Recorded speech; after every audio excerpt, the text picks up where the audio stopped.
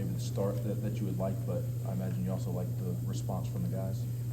No, I mean, lasting impression is the last thing that happens often, and it's impossible to not be happy for Grimmer. He's a kid who's had some injuries and some other adversity, and he works hard enough. He deserves more reps, so that's kind of the lasting impression.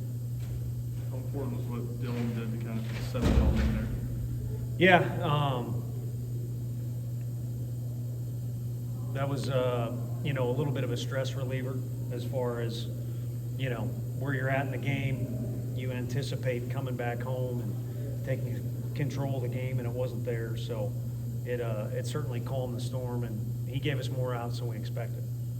It was different maybe about Reese this year to begin the year than in years past. I think the experience he can call on. Marcus Phillips is in that category. Some others are too. But there's just more of a sense of calm. I mean, the body language is better. He's just more comfortable in his own skin, and I think he's earned that right with all the hard work he's put in. He's learned from guys that played in front of him, and it's rare that a guy is willing to accept that sequence of events of playing a little bit, being a good teammate, working to get better so you get more, deservingly getting more, but not getting as much as you want and maybe even deserve last year. But there was a lot of guys like that. That's what happens when you got a good team.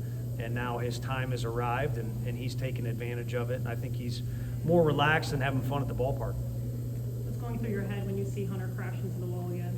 I hope in that case, I hope he was all right. And you know how I feel about our fans.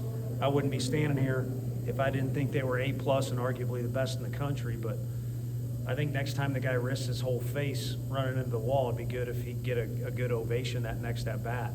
Standing would be ideal, but just a good ovation that next at bat, because he literally has risked life and limb. And I know a lot of fanfares come with that, but just on that particular occasion. What did you see from Sharman tonight?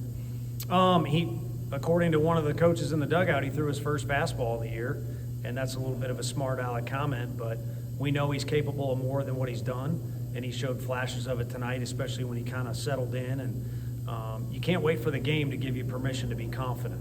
And you certainly can't, it does take some time. We use Reese as an example, but you can't wait for the game to give you permission, like I said, to be better.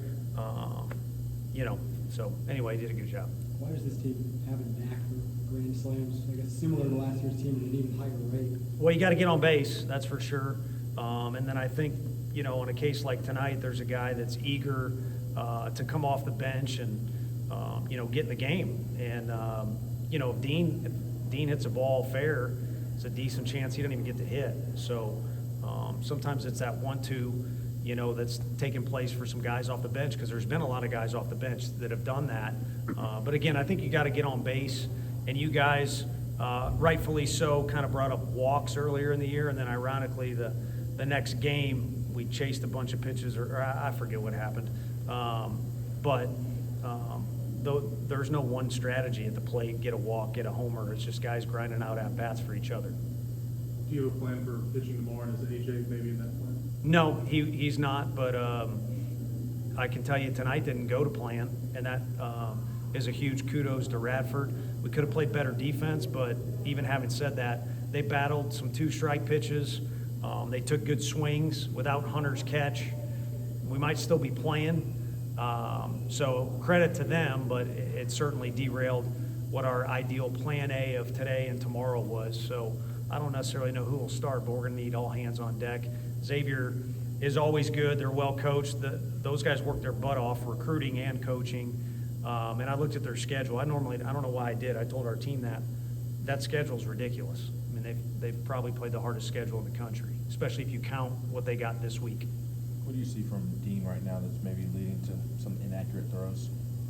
I think, first off, Blake Burke did such a great job over there, and we've asked some guys to, I don't want to say play out of position, but get more comfortable with that position. And then tonight, you got a tough double play in there where he he used his arm strength to get it across the dugout, across the field, but it was a little short. We don't pick that one. We did pick another. And then I think the play in the first inning was, a deal where when you come in, or sometimes a pitcher picks up a bunt, you can't stand up. You got to stay in an athletic position and just whip that thing across there. And I think he got caught standing up and just kind of feeling for it over there. But guy works his butt off, and obviously he was at the center of the field, in the middle of the field when we won last year. There was a ruling yesterday on Alberto. What was your reaction to that coming down? Not good, not today either. So, but I don't have a react. I'd like your guys' reaction. I'd like to know what that is, because all I've gotten out of you guys is it's straightforward and it's it's. I don't see how it's straightforward. So, I can't do anything. So, other than I can tell you this, we will make sure it's worth his while being at this place. So. Exactly.